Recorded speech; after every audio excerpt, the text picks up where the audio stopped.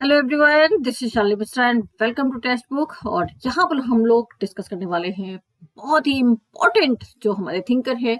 और जैसा कि आप जानते हैं कि थिंकर से बहुत सारे क्वेश्चन पूछे जाते हैं। लगभग आप ये जान के चलिए कि 50 to 55% जो क्वेश्चन हैं वो आपके थिंकर के पार्ट से ही पूछे जाते हैं। तो बिल्कुल भी इग्नोर नहीं करना है, बहुत अच्छी तरीके से हमें क्लियर करते हुए चलना है कॉन्सेप्ट को, और रिविजन फॉर्म में बहुत अच्छी तरीके से पढ़ना होगा हमारे थिंकर्स को।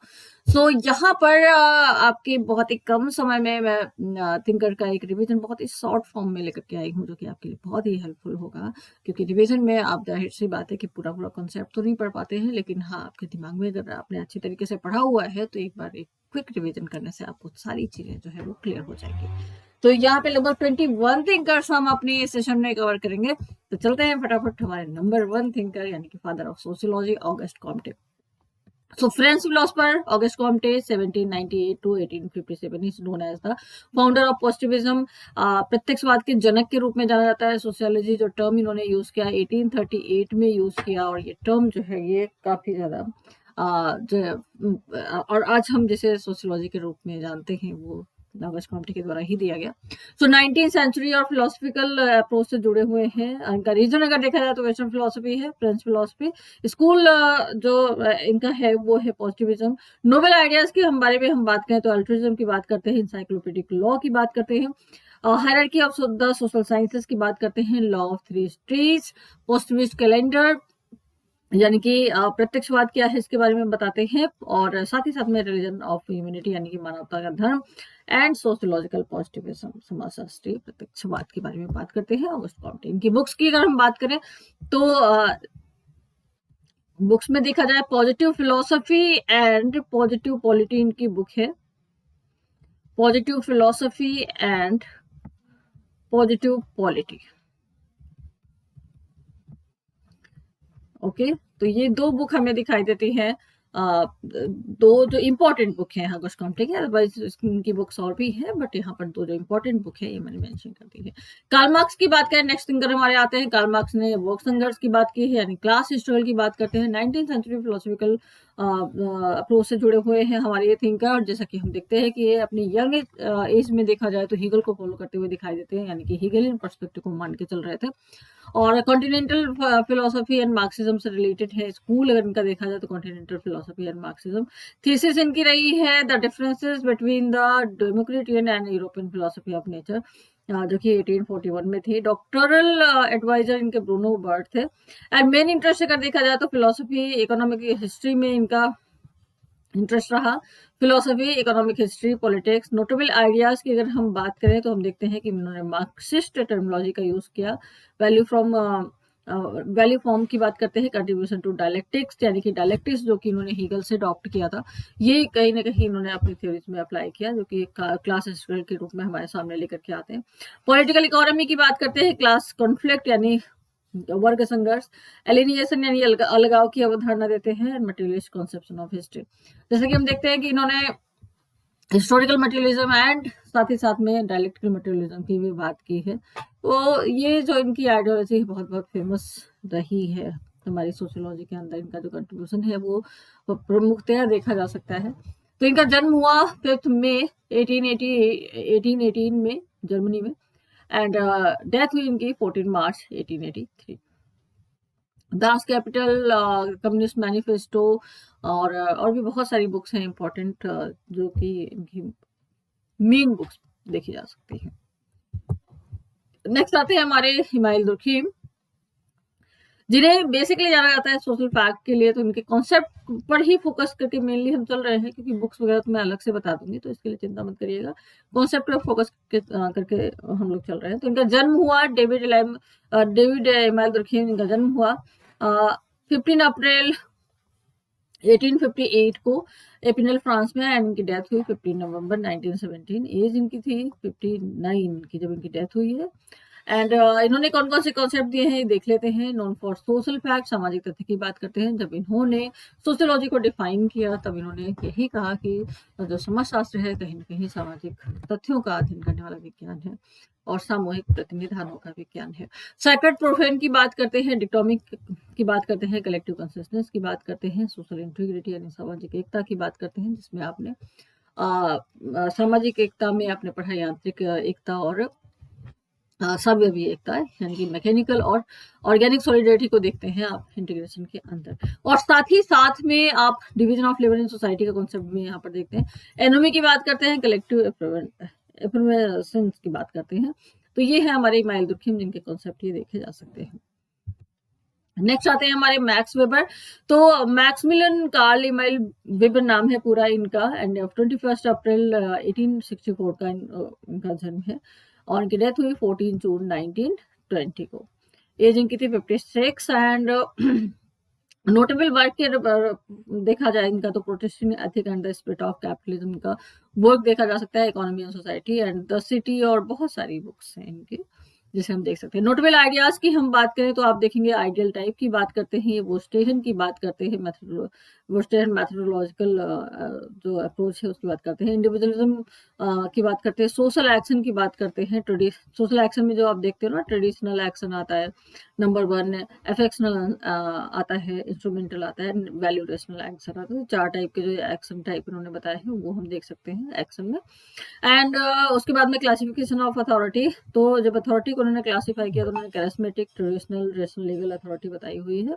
वेबियन ब्यूरोक्रेसी की बात करते हैं, यानी कि ब्यूरोक्रेसी की ये बात करते हैं, ब्यूरोक्रेसी को डिफाइन करते हैं। आर्यन की एक की बात करते हैं, रेशनलाइजेशन की बात करते हैं, सेकुलराइजेशन की बात करते हैं, डिसनेक्टमेंट की बात करते हैं। प्रोटेस्टेंट वर्क एथिक, जो Protestant ethic and the spirit of capitalism जो इनकी बुक आई थी, तो मेनली इन्होंने रिलीजन को ही कहीं ना कहीं इकोनॉमी से जोड़ने का काम किया था कि किस तरीके से जो धर्म है वो समाज से को प्रभावित करता है, समाज से प्रभावित होता है। लाइफ चांसेस की बात करते हैं, लाइफ स्टाइल की बात करते हैं, 3 component stratification, class, status and party की बात करते हैं। ये कहते हैं स्ट्रैटिफिकेशन में 3 कंपोनेंट हमें दिखाई देते हैं, क्लास, स्टेटस एंड पार्टी, और monopoly on violence, inner worldly asceticism. तो ये सारे के सारे कॉन्सेप्ट है जो कि हम मैक्स वेबर के देख सकते हैं। उसके बाद में आती है हैरिट मार्टिनो। तो through wrongfully neglected in most sociology classes today, Harriet Martin was a prominent British writer and political activist, and one of the earliest Western sociologists and founders of the discipline. Her scholarship focused on the intersection of politics, morals, and society. इस पर इन्होंने काम किया है, and she wrote prolifically about sexism and gender roles. तो इसके बारे में ये बात करती हैं। उसके बाद में ये आ जाते हैं हमारे W.E.B. डुबोइस। डुबोइस की बात करें तो Du Bois was an American sociologist best known for his scholarship on race and racism की बात करते हैं बेसिकली ये।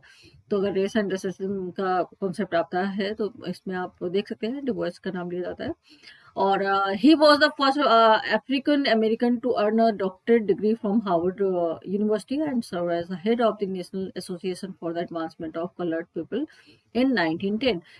His most notable works include The Soul of Black. ये इनकी बहुत ही इम्पोर्टेंट बुक रही है, ये देख सकते हैं। In which he advance his theory of double consciousness, यानी कि द्वैध चेतना का जो कॉन्सेप्ट है डुबोइस के द्वारा ही दिया गया है, ध्यान रखिएगा। And his massive term on the social structure of US society, black reconstruction. तो ब्लैक रिकंस्ट्रक्शन की भी बात करते हैं ये। फिर उसके बाद में आते हैं टॉकविले। टॉकविले का जन्म कब हुआ तो हम देखते हैं 29 जुलाई 1805 पेरिस फ्रांस में हुआ। इनकी डेथ हुई 16 अप्रैल 1859। एज थी इनकी 53। नोटेबल वर्क की हम बात करें तो टॉकविले की जो सबसे इम्पोर्टेंट बुक है डेमोक्रेसी इन अमेरिका, जो कि 1835 में आई थी। The old regime and the revolution 1856। Era कौन सा रहा है तो 19th सेंचुरी फिलोसफी से जुड़े हुए थे, रीजन वेस्टर्न फिलोसफी से जुड़े हुए थे। स्कूल लिबरलिज्म था यानी उदारवाद और liberal conservatism. And main interest अगर देखा जाए तो इनका हिस्ट्री में था, पॉलिटिकल फिलोसफी में था, सोशियोलॉजी में था। नोटेबल आइडियाज की हम बात करें तो इनके कौन कौन से आइडियाज रहे हैं तो हम देखते हैं कि voluntary association, mutual liberty, soft despotism, soft tyranny and टॉकविले effect. तो ये सारे के सारे जो नोटेबल आइडियाज के रूप में हम देख सकते हैं। उसके बाद में आते हैं एंटोनियो ग्राम्सी, और इनका जन्म हुआ 22 जनवरी 1891 में इटली में, एंड इनकी डेथ हुई 27 अप्रैल 1937 रोम इटली में। और स्कूल इनका रहा continental philosophy, western Marxism, new Marxism, Marxist humanism.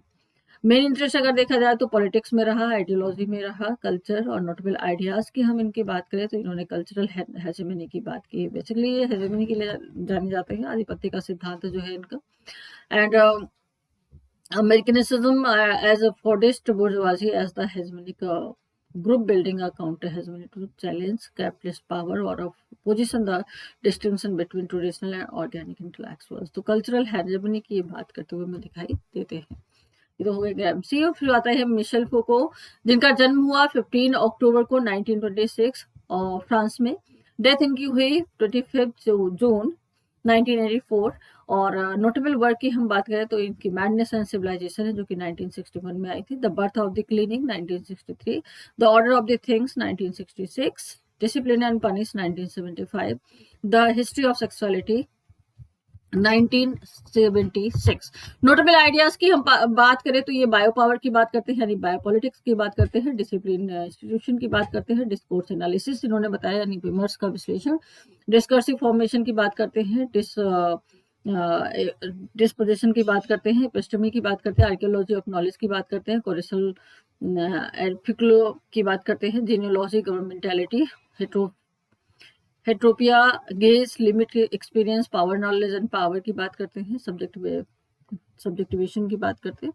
तो ये बहुत सारे इन्होंने अपने ये जो थॉट हैं वो दिए हुए हैं। सोशियोलॉजी के अंदर इनका जो योगदान है बहुत बहुत इंपॉर्टेंट है। उसके बाद आते हैं हमारे सी राइट मिल्स। सी राइट मिल्स की बात करें तो इनका जन्म हुआ 28 अगस्त 1916 को टेक्सास यूएस में। इनकी डेथ हुई 20 मार्च 1962 को। एज इनकी थी सिर्फ और सिर्फ 45। नोटेबल वर्क की बात करें तो इन्होंने व्हाइट कॉलर लिखा हुआ है 1951 में, द पावर एलीट इन्होंने लिखी 1956 में, द सोशियोलॉजिकल इमेजिनेशन इन्होंने लिखी 1959 में। नोटेबल आइडियाज की हम बात करें तो elite theory, sociological imagination, criticism of abstract, empiricism and coining the term grand theory. तो ये इनके नोटेबल आइडियाज हैं। देख लीजिएगा, मैं फिर से एक बार बोल दूं, एलीट थ्योरी हर बार पूछा जाता है, क्रिटिसिज्म ऑफ एब्स्ट्रैक्ट देख लीजिएगा, एम्पिरिसिज्म की बात करते हैं, coining the term grand theory. उसके बाद में आती है पैट्रिशिया हिल्स कॉलिंस, सबकी इमेज भी लगा दी, पहचान जाइएगा। तो May 1, 1948 में इनका जन्म हुआ। डिसिप्लिन अगर देखा जाए तो African American studies sociology, feminist sociology. सब डिसिप्लिन अगर देखा जाए तो social theory, sociology of knowledge से जुड़ी हुई है। स्कूल और ट्रेडिशन देखा जाए तो American pragmatism, black feminism, feminist sociology. और इंस्टीट्यूशन कौन था तो ये university of Cincinnati and university of Maryland college park.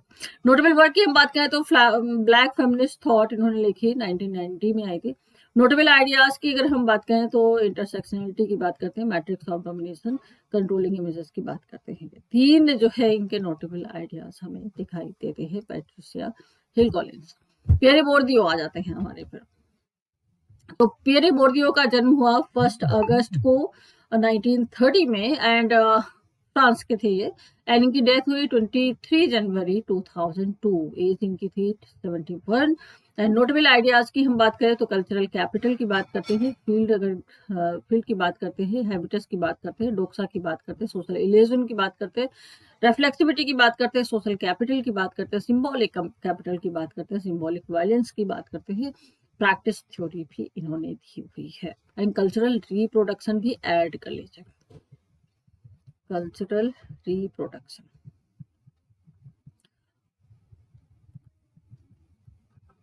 ठीक है, चलिए नेक्स्ट आते हैं हमारे आर्किमेटन। और ये है हमारे मटन साहब, जो जिनसे क्वेश्चन 3 से 4 आपको देखने को मिल ही जाएंगे। 3 से 4 क्वेश्चन आ ही जाते हैं।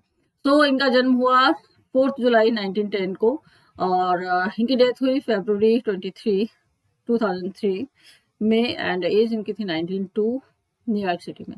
नोन फॉर किस लिए जाने जाते हैं तो सेल्फ फुलफिलिंग प्रोफिटी के लिए जाने जाते हैं, सेल्फ डिफीटिंग प्रोफिटी के लिए जाने जाते हैं। मटर से स्ट्रेन थ्योरी इन्होंने दी हुई है, strain theory of deviance.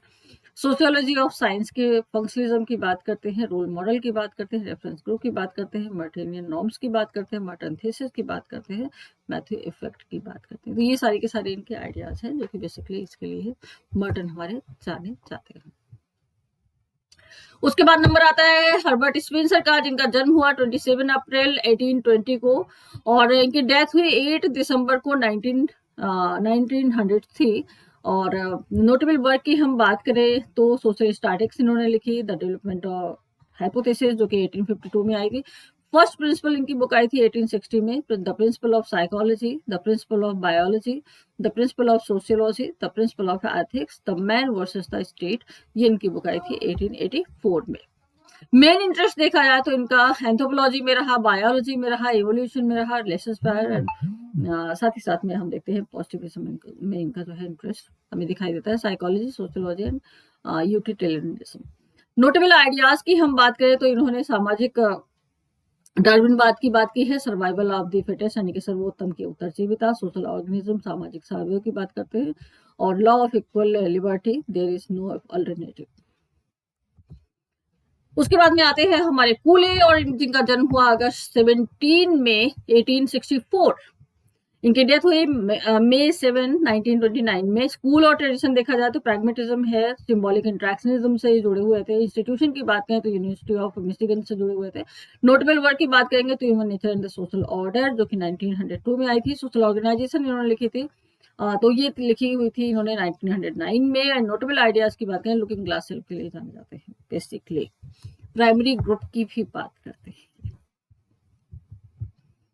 Primary group. उसके बाद में नेक्स्ट हमारे थिंकर जो है बहुत बहुत इंपॉर्टेंट है, क्वेश्चन पूछे भी जाते हैं यहाँ से। उनका जन्म हुआ, ये है हमारे जॉर्ज हर्बर्ट मीड, और इनका जन्म हुआ 27 फरवरी 1863, और इनकी डेथ हुई अप्रैल 26 में। और alma mater Auburn college Harvard university से जुड़े हुए थे। नोटेबल वर्क की हम बात करें तो इनका माइंड सेल्फ एंड सोसाइटी की बुक थी। एरा कौन सा एरा था तो 20th century philosophy, reason western philosophy से जुड़े हुए थे। स्कूल इनका प्रैग्मेटिज्म था, और इंस्टीट्यूशन कौन कौन से थे जिससे कि जुड़े हुए थे मीट, तो university of Michigan and university of Chicago. ठीक है, चल नेक्स्ट देखते हैं। गॉफमैन आते हैं। गॉफमैन से हर बार क्वेश्चन पूछा जाता है। फ्रंट एंड बैक स्टेज का जो कंसेप्ट है बहुत अच्छी तरीके से आप लोग समझते होंगे। तो इनका जन्म हुआ 11 जून 1922 में मानविले, एल्बर्टा, कनाडा में, एंड इनकी डेथ हुई 19 नवंबर 1982। एज इनकी थी 60। और ये किस लिए जाना जाता है, टोटल इंस्टीट्यूशन यानी कि संपूर्ण संस्था की बात करते हैं। वेरियस सिंबॉलिक इंट्रैक्शन कॉन्सेप्ट अगर देखा जाए तो ड्रामाटर्जी की बात करते हैं, interaction ritual, stigma, sign vehicle, tie sign and impression management, ये सारे के सारे जो कॉन्सेप्ट है जिनके लिए गॉफमैन जाते हैं। फ्रंट एंड बैक स्टेज की बात करते हैं, और भी बहुत सारे। तो सिंबॉलिक, बेसिकली ये सिंबॉलिक इंट्रैक्शनिस्ट पर्सपेक्टिव से जुड़े हुए हमें दिखाई देते हैं। उसके बाद नंबर आता है जॉर्ज सिमिल का, और इनका जन्म हुआ 1 मार्च 1858 में, बर्लिन किंगडम ऑफ पर्सिया। इनकी डेथ हुई 26 सितंबर 1918 में। नोटेबल स्टूडेंट्स देखें, जॉर्ज लुकास रहे, रॉबर्ट ही पार्क रहे हैं, मैक्स सेलर। मेन इंटरेस्ट इनका देखा जाए तो फिलोसफी में रहा, सोशियोलॉजी में रहा इनका इंटरेस्ट देखा जाए तो। एंड नोटेबल आइडियाज अगर देखें तो फॉर्मल सोशियोलॉजी यानी स्वरूपात्मक संप्रदाय बताते हैं और सोशियोलॉजी का। सोशल फॉर्म्स एंड कंटेंट्स की बात करते हैं, the tragedy of culture and wave of group affiliation की बात करते हैं। सिमिल संघर्ष से भी जुड़े हुए हैं, संघर्ष के सिद्धांत से भी ध्यान रखिएगा। उसके बाद में आते हैं हमारे जर्गन हैबरमास, और इनका जन्म हुआ 18 जून 1929। एज थी इनकी 93। एंड एजुकेशन यूनिवर्सिटी ऑफ बॉन से लिया, पीएचडी किया, and university Marburg doctor phil इन्होंने किया हुआ है, एमफिल वगैरह। सो यहाँ पर अगर हम बात करें नोटेबल आइडियाज की तो ब्रियोनी वर्ड आर्ग्यूमेंट की बात करते हैं, कम्युनिकेटिव एक्शन की बात करते हैं, कम्युनिकेटिव रेशनैलिटी की बात करते हैं, कॉन्स्टिट्यूशनल पैट्रियटिज्म की बात करते हैं, क्रिटिसिज्म ऑफ स्ट्रक्चरलिज्म की बात करते हैं, criticism of subject centred reason की बात करते हैं, deliberative democracy, discourse ethics, the enlightenment as the unfinished project, जो कि इन्होंने कहा था कि आधुनिकता एक अधूरी परियोजना है। आइडियल स्पीच सिचुएशन की बात करते हैं, जब इन्होंने बताया पब्लिक स्पेयर का कॉन्सेप्ट दिया, तब ध्यान रखिएगा पब्लिक स्पेयर का जब इन्होंने कॉन्सेप्ट दिया था तब इसमें इन्होंने ये कॉन्सेप्ट दिया था अपना कि भाई आइडियल स्पीच सिचुएशन होनी चाहिए।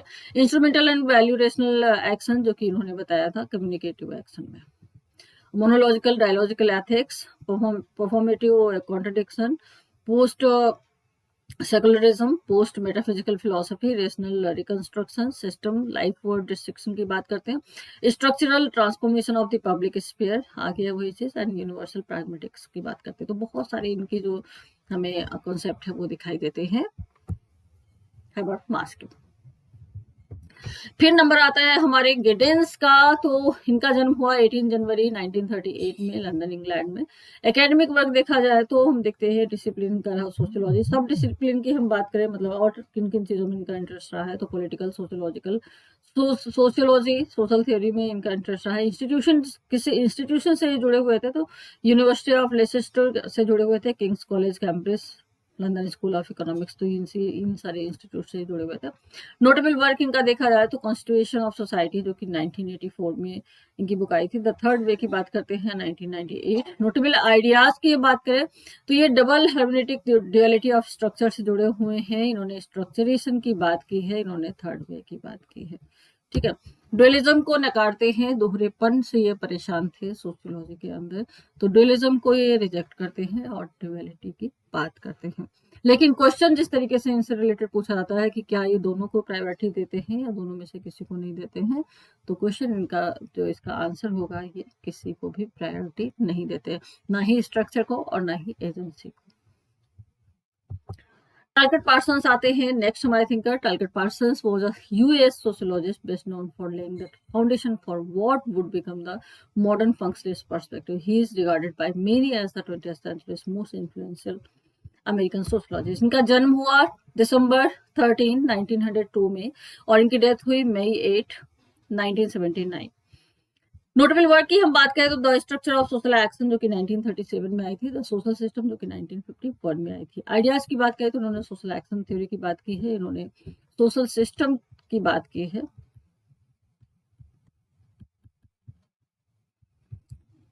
ठीक है, फंक्शनलिज्म से भी ये जुड़े हुए हैं। एजेल पैराडाइम की बात करते हैं, एक्शन थ्योरी की बात करते हैं, सिक रोल की बात करते हैं।